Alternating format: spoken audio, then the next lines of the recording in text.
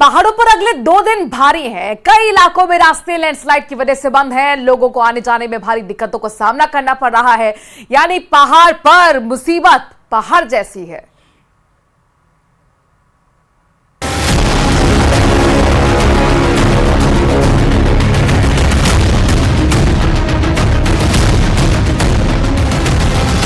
उत्तराखंड में भारी बारिश की चेतावनी जारी की गई है। मौसम विभाग ने पूरे प्रदेश के लिए बारिश का येलो अलर्ट जारी किया है, जिसका सबसे ज्यादा असर चंपावत और नैनीताल में देखने को मिल सकता है। मौसम विभाग ने ये भी पूर्वानुमान जताया है कि बाकी जिलों के कुछ क्षेत्रों में तेज बारिश हो सकती है। उधर पहाड़ में कई जगह बारिश ने जमकर तबाही मचाई है और बारिश से कई सड़कें भी बंद हैं। उत्तरकाशी में गंगोत्री हाईवे बंद है। बिशनपुर मल्ला के पास पहाड़ी से मलबा और पत्थर आने से सड़क बंद हो गई है, जिसके बाद से कई चारधाम यात्री फंसे हुए हैं। रोड को खोलने की कोशिश लगातार जारी है। गंगोत्री हाईवे भूस्खलन होने से बार बार बाधित हो रहा है। चमोली के किरुली और ज्योतिर्मठ में कई गांव को जोड़ने वाली सड़क बंद है। भारी बारिश के बाद मलबा आने से रोड बंद हो गई है, जिसकी वजह से लोग जान जोखिम में डालकर आवाजाही करने को मजबूर हैं। कई जगह पर तो गांव के लोग खुद ही सड़क को खोलने की कोशिश कर रहे हैं।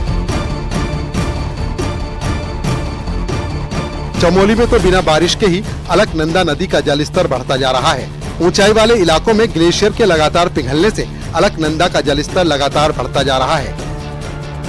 वहीं टीएचडीसी जल विद्युत परियोजना के डैम में अचानक जलस्तर बढ़ गया है। कंपनी के अधिकारी अलकनंदा नदी के बढ़ते जलस्तर पर लगातार नजर बनाए हुए हैं। उत्तरकाशी में गंगोत्री धाम में एक बार फिर गंगा नदी का जलस्तर बढ़ने से लोग दहशत में हैं। जलस्तर बढ़ने से गंगा उफान में बह रही है, जिससे लगातार घाटों को नुकसान पहुंच रहा है। गंगा नदी के उफान से भवनों और आश्रमों को भी भारी खतरा है। बागेश्वर में बारिश आफत बनकर बरस रही है।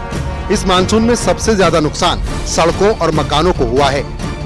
पूरे जिले में अब तक 100 से ज्यादा मकान खतरे की जद में आ चुके हैं, जिसकी वजह से कई लोगों को अपने घर तक छोड़ने पड़े हैं।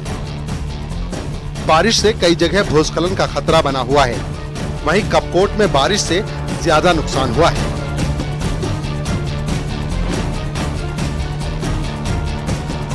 टिहरी में बीती रात 21 कांवड़िये रास्ता भटकने से नदी में फंस गए थे।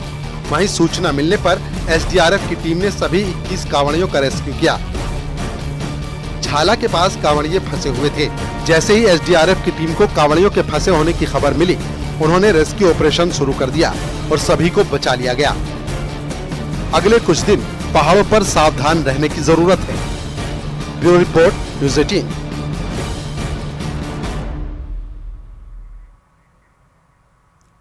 बाइडेन के सामने बड़ा सवाल है कि वो नेतन्याहू को बचाए या फिर जेलेंस्की को, क्योंकि यूक्रेन के मोर्चे पर व्लादिमीर पुतिन ने 24 घंटे हमले जारी रखने का ऑर्डर जारी कर दिया है। लेकिन जेलेंस्की का सबसे बड़ा खौफ इस वक्त रूस की सेना नहीं, बल्कि वो फाइटर जेट है, जिसके बारे में बाइडेन ने बहुत बड़ी बड़ी बातें की थी।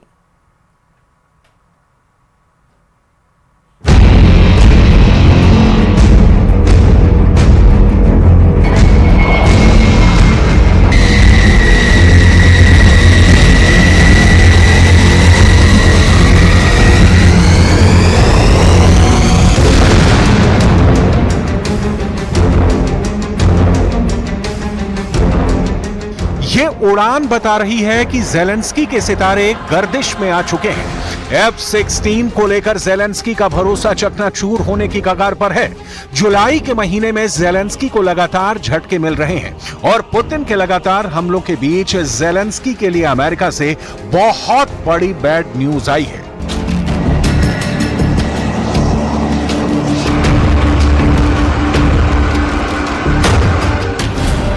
अमेरिका के बड़े अखबार वॉशिंगटन पोस्ट ने खबर छापी है, यूक्रेन को मिलने वाले अमेरिकी F-16 फाइटर जेट यूक्रेन को मिल भी जाएंगे, लेकिन उनका रूस के खिलाफ फेल होना फाइनल है। वॉशिंगटन पोस्ट में छपी खबर बताती है कि यूक्रेन को मिलने वाले F-16 रूस के खिलाफ नाकाम साबित होंगे। यूक्रेन को मिलने वाले F-16 रूस की रडार रेंज के करीब नहीं जा पाएंगे। यूक्रेन को 80 F-16 देने का वादा किया गया, लेकिन इस साल 20 ही मिल पाएंगे। यानी 80 फाइटर मिलने में 4 से 5 साल लग सकते हैं। ये 20 जहाज भी अभी इस्तेमाल नहीं हो पाएंगे, क्योंकि अभी यूक्रेन के सिर्फ 6 पायलटों को ट्रेनिंग मिली है।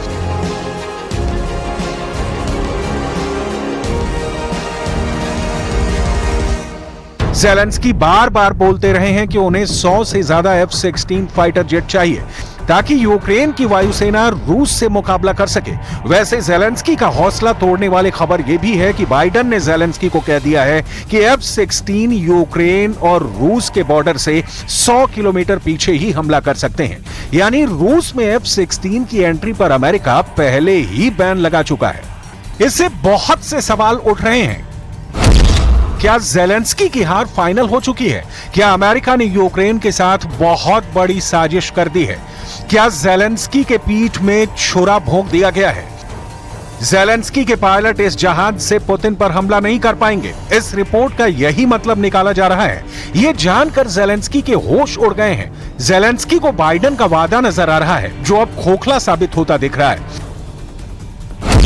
F-16 का कांटा लगातार पॉजिटिव और नेगेटिव के बीच घूम रहा है। कभी ज़ेलेंस्की को लगता है कि F-16 उनके काम जरूर आएगा, तो कभी ज़ेलेंस्की को एहसास होता है कि F-16 के नाम पर बहुत बड़ा मजाक हो गया है।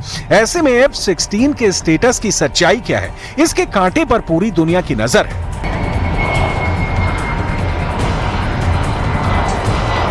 F-16 को लेकर ताजा खबर ऐसी है जो ज़ेलेंस्की को पूरी तरह मायूस कर देगी, बेचैन कर देगी। इसके पीछे एक ऐसी वजह है जिसे लेकर ना ज़ेलेंस्की कुछ कर सकते हैं और ना ही बाइडेन के पास इस मुश्किल का हल करने का कोई रास्ता है। जुलाई खत्म होने को है, अगस्त का महीना शुरू होने वाला है। अगर आज की तारीख में भी यूक्रेन को F-16 मिला तो वो उसे दिसंबर के बाद ही उड़ाने के लिए तैयार हो पाएगा। यानी दिसंबर 2024 से पहले यूक्रेन को F-16 नहीं मिल पाएगा। कैलेंडर पर यह महीना देखकर बार बार ज़ेलेंस्की परेशान हो जाते हैं, लेकिन उनके बस की बात नहीं कि वो इस विमान की डिलीवरी पहले करा पाए। दिसंबर से पहले यूक्रेन को F-16 मिलना मुश्किल ही नहीं, बल्कि तकनीकी रूप से नामुमकिन है। दिसंबर 2024 में ज़ेलेंस्की को यह फाइटर जेट मिल भी गया तो वो इसे 2025 से पहले नहीं उड़ा पाएंगे। इस बात का एहसास ज़ेलेंस्की को चाहे ना हुआ हो, उनके कमांडर इस बात को बहुत अच्छी तरह से जानते हैं। इस बात की चर्चा ग्लोबल मीडिया में पहले से हो रही है, इसलिए साफ लगता है कि ज़ेलेंस्की किसी और दुनिया में है और F-16 को लेकर उनके तेवर बैकफुट पर नहीं बल्कि फ्रंट फुट वाले नजर आ रहे हैं।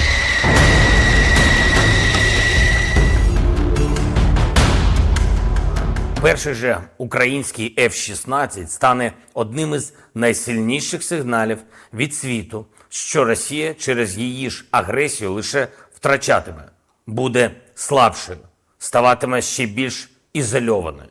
Це буде сигнал, що російський терор програв, а наш світ, який заснований на повазі до незалежних націй і до права народів самим обирати свій шлях, अब ऐसा क्यों है कि दुनिया का बहुत ही शानदार फाइटर जेट जो अमेरिका के कॉम्बैट एविएशन की इज्जत माना जाता है, उस फाइटर जेट से ज़ेलेंस्की रूस पर हमला नहीं कर पाएंगे? क्यों ज़ेलेंस्की के लिए F-16 एक ऐसा हथियार साबित हो रहा है जिसके नाम बड़े और दर्शन छोटे साबित हो रहे हैं? क्योंकि विमान को जल्दी हासिल करने से ज्यादा उसका फौरन इस्तेमाल करना ज़ेलेंस्की के बस की बात नहीं। ऐसा क्यों है, इसे समझना ज़ेलेंस्की के लिए भी बहुत जरूरी है, क्योंकि बड़ी बड़ी बातों से युद्ध नहीं जीते जाते। जंग में प्रैक्टिकल होना बहुत जरूरी है। इसीलिए लड़ाकू विमान सप्लाई करने के ऐलान से लेकर उसे उड़ाने और दुश्मन को मार गिराने वाली दिक्कतों के बारे में जान लीजिए, जो इस वक्त यूक्रेन के साथ है। F-16 पर ट्रेनिंग के लिए यूक्रेन के फाइटर पायलट को 18 महीने का वक्त लग सकता है। बेसिक ट्रेनिंग में भी 6 महीने लग जाते हैं। F-16 के रखरखाव के लिए यूक्रेन की एयरफोर्स को 5 से 6 महीने की ट्रेनिंग चाहिए, तैयारी चाहिए होगी। अमेरिका के एक्सपर्ट कह रहे हैं कि यूक्रेन के एयरबेस और उनकी हवाई पट्टियां इस स्तर की नहीं है कि वहां से F-16 ऑपरेट किया जा सके। За цей тиждень маємо значний прогрес і щодо сучасної авіації для України, яка стане ключовим компонентом нашого захисту в повітрі. Ми рухаємось модернізації оборони швидше, ніж можна було би передбачити ще півроку тому. ज़ेलेंस्की F-16 के लिए लंबे वक्त से जद्दोजहद कर रहे हैं। इसके लिए वो यूरोप की हर बड़ी कैपिटल का दौरा कर चुके हैं, अमेरिका के नेताओं से कई मुलाकात कर चुके हैं। इसलिए जब भी उन्हें ये फाइटर जेट मिलेगा, वो रूस पर हमला करना चाहेंगे, पुतिन से बदला लेना चाहेंगे। यही वजह है कि ज़ेलेंस्की बहुत जल्दी F-16 हासिल करना चाहते हैं। इस वक्त नाटो के 11 देश यूक्रेन को F-16 वाली मदद पहुंचाने का हिस्सा है। किसी ने ट्रेनिंग दी है, कोई स्पेयर पार्ट्स दे रहा है, तो कोई पश्चिमी तकनीक समझने के लिए अंग्रेजी सिखा रहा है। इनमें ब्रिटेन, डेनमार्क, द नीदरलैंड्स और रोमानिया शामिल है, जहां यूक्रेन के पायलट ट्रेनिंग हासिल कर रहे हैं। लेकिन बड़ा सवाल यह है कि यूक्रेन को F-16 सप्लाई करने वाले देश क्या पुतिन के टारगेट पर आने वाले हैं? इसकी बहुत बड़ी वजह है परमाणु बम। रूस ने कह दिया है कि F-16 से परमाणु बम के हमले का खतरा होगा और इसे लेकर रूस ने बड़ा ही खतरनाक जवाब देने का मन बना लिया है। Предпринимаются попытки атак силами двух рот при поддержке 5 танков. На другом участке тоже 1,5. रूस के तेवर देखकर लगता है कि ज़ेलेंस्की चाहे जितनी बड़ी बड़ी बातें करें, पुतिन के आगे उनकी फौज एड़ियां रगड़ रही है। ये पूरी दुनिया जानती है, लेकिन ज़ेलेंस्की का आत्मविश्वास हमेशा बाहर छलकता रहता है। इसकी बड़ी वजह अमेरिका से मिला लाखों करोड़ वाला पैकेज है। ज़ेलेंस्की काउंटर अटैक की बातें लगातार करते हैं, क्योंकि इसमें बाइडेन से मिला डॉलर वाला आशीर्वाद सबसे ज्यादा मायने रखता है। ज़ेलेंस्की को मालूम है कि काउंटर अटैक को लेकर वो अपनी जितनी तारीफ करेंगे, अमेरिका से उतनी ही ज्यादा मदद मिलेगी। ज़ेलेंस्की का हथियार गोदाम लगातार भरने की कोशिश जारी है। हाल ही में उन्हें मिले 10,000 करोड़ के पैकेज में तोप के गोले शामिल हैं। इसमें एयर डिफेंस सिस्टम और उसकी मिसाइल भी शामिल है। इसमें ज़ेलेंस्की की फौज के लिए नए रेडार और ड्रोन के साथ सैटेलाइट इमेज से मिलने वाली मदद भी शामिल है। बस इंतजार अब F-16 का है। लेकिन क्या अमेरिका का ये जेट ज़ेलेंस्की की मदद करेगा या फिर यूक्रेन को और मुश्किल में डाल देगा? क्योंकि पुतिन तो कह चुके हैं कि जितने ज्यादा हथियार यूक्रेन को मिलेंगे, रूस उतने ही ज्यादा हमले करेगा।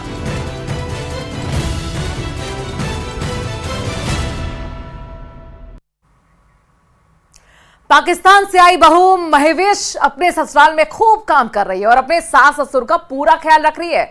महवेश को राजस्थान आए 1 से 2 दिन ही हुए हैं, लेकिन वो अभी से राजस्थानी पकवान बनाने लगी है और अपने सास ससुर को गर्मा गर्म रोटियां खिला रही है।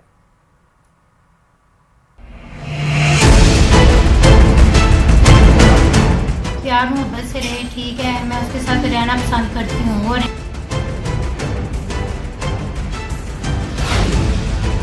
दिल में रहमान बिंदनी फ्रॉम पाकिस्तान।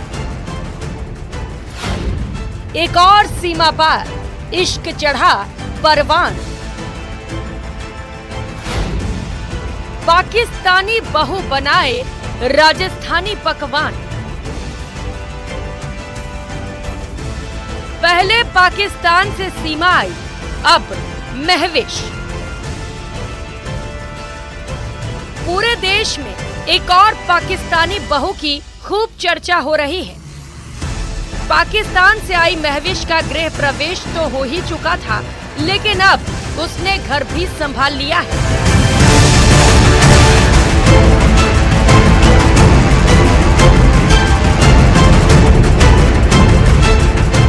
चूरू के पीथीसर गांव में अपने ससुराल में महवेश फुल ऑन देसी अंदाज में नजर आई। महवेश अपने ससुराल में सारी जिम्मेदारियां निभाते हुए अपने सास ससुर का पूरा ख्याल रख रही है और उनकी सेवा में कोई कमी नहीं रख रही।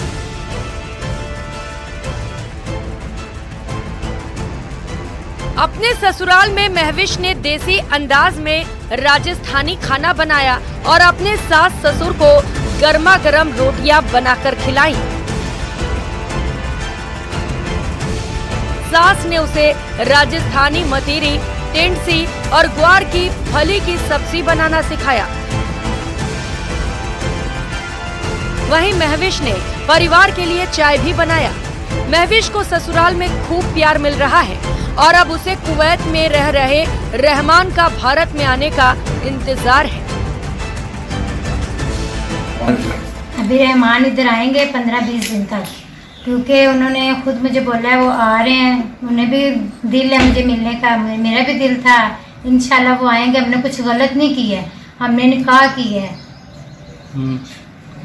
कब किया था निकाह और किस तरह हुआ था निकाह? हमने पहले ऑनलाइन किया अदालत में, उसके बाद जाके हमने सऊदी अरब में किया। इधर पाकिस्तान की दुल्हन को पाकर परिवार के लोग खुश भले ही हो, लेकिन इनकी मुश्किलें भी बढ़ती जा रही हैं। महविश से निकाह करने वाला 2 बच्चों का पिता रहमान अभी कुवैत में है और महविश पीथीसर में। वहीं हनुमानगढ़ के भादरा में रह रही रहमान की पहली पत्नी फरीदा ने रहमान के खिलाफ दहेज प्रताड़ना का मुकदमा दर्ज करा दिया है, लेकिन इस पर महविश का कहना है कि रहमान उसके शौहर है और अल्लाह ने उन्हें मिलवाया है।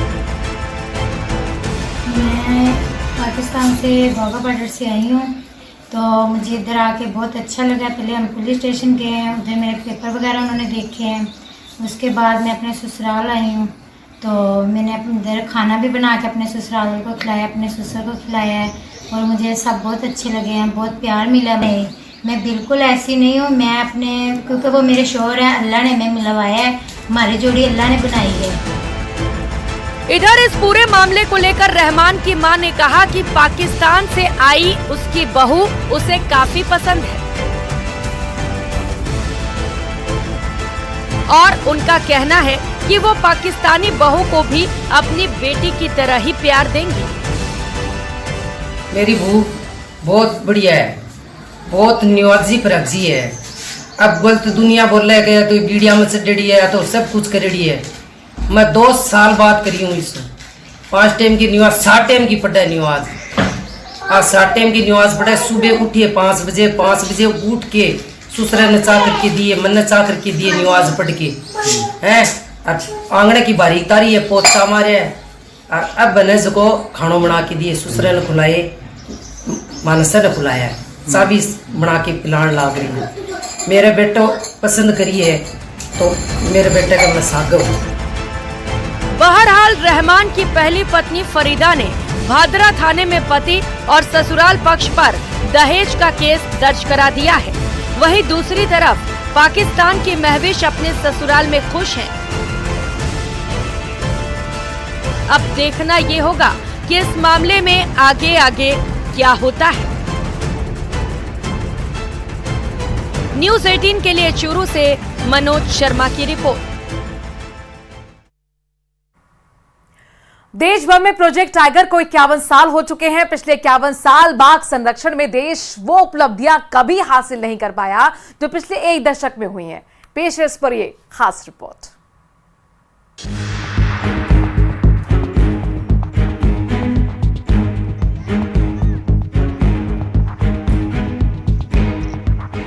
चाहे देश भर में बाघों की संख्या की बात कर ली जाए या फिर नए टाइगर रिजर्व बनाकर नए टाइगर हैबिटेट बढ़ाने की बात की जाए, आजादी के एक लंबे अरसे बाद प्रदेश में बाघों की संख्या 133 तक पहुंच गई है।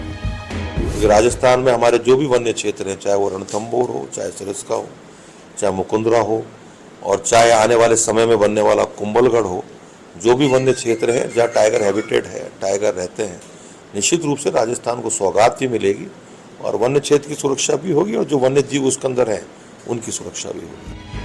राजस्थान में सबसे ज्यादा बाघ रणथंभौर में है। रणथंभौर में 72 बाघ हैं। 40 साल में पहली बार सरिस्का में बाघों की संख्या 43 हो गई है। करौली धौलपुर में 10 और इसी तरह रामगढ़ विषधारी में बाघ की संख्या 6 हो चुकी है। वहीं मुकंदरा हिल्स में बाघ संरक्षण की कोशिशें जारी हैं। प्रदेश में बाघ संख्या 500 के पार पहुंचने का लक्ष्य है, लेकिन मौजूदा बाघ संख्या को हमें 4 गुना बढ़ाना है तो टाइगर हैबिटेट भी 4 गुना बढ़ाना होगा। वन विभाग की कोशिश है कि धौलपुर में प्रदेश का 5वां और कुंभलगढ़ में प्रदेश का 6ठा टाइगर रिजर्व बनाया जाए। आप देख लीजिए सरिस्का का जो फर्स्ट ट्रांसलोकेशन है, जो फर्स्ट टाइगर, वो मैंने एक फिल्म किया था। अभी देख लीजिए success, I am very proud to be part of 40 plus हो गए जो किसी ने उम्मीद नहीं की थी। 40 प्लस वो टाइम पे 2004 में आई वाज देयर, खाली एक ही टाइगर थे, उसी टाइगर के साथ हम पूरे 2 साल घूमे थे। So I am very happy I was part of the journey. वो टाइगर का पॉपुलेशन में भी विजिबिलिटी भी अच्छा है, टूरिज्म भी अच्छा है, लोकल के लिए भी कुछ अच्छे जनरेशन सब कुछ हो रहा है। 29 जुलाई एक्चुअली इंटरनेशनल टाइगर डे होता है, तो जयपुर टाइगर फेस्टिवल ने एक आज से 2019 में एक प्रयास किया था कि कैसे टाइगर की बात पूरे स्टेट में और जयपुर शहर में टाइगर की बात हो, जिसको जाने टाइगर कितना ज़रूरी है, टाइगर अवेयरनेस कितना इंपॉर्टेंट है। टाइगर बचेगा तो जंगल बचेगा तो हम सब बचेंगे, क्योंकि पानी बचेगा। अब और नेचर और एनवायरनमेंट अगर बचाना जरूरी है तो टाइगर उसकी एकदम सुप्रीम स्पीसी है। इस साल इंटरनेशनल टाइगर डे इसलिए भी अहम है क्योंकि पिछले 10 साल में बाघों की संख्या ने देश में रिकॉर्ड बनाया है, लेकिन अब बाघों की संख्या बढ़ाने के लिए दरकार है नए टाइगर रिजर्व की और बाघों में इनब्रीडिंग रोकने के लिए अन्य राज्यों से बाघ एक्सचेंज करने की। राजस्थान में बाघ संरक्षण शुरू से ही महत्वपूर्ण रहा है, लेकिन इस बार इंटरनेशनल टाइगर डे पर इन बुनियादी चुनौतियों को दूर करते हुए राजस्थान में टाइगर की जो स्थिति है वो माइनर टाइगर स्टेट से मेजर टाइगर स्टेट की तरफ लानी बड़ी बात होगी। कैमरा पर्सन दिलीप चेची के साथ में अरबाज अहमद, न्यूज़ 18 के लिए जयपुर से। और इसी के साथ स्पेशल रिपोर्ट में आज के लिए इतना ही। आगे देखिए मारो राजस्थान।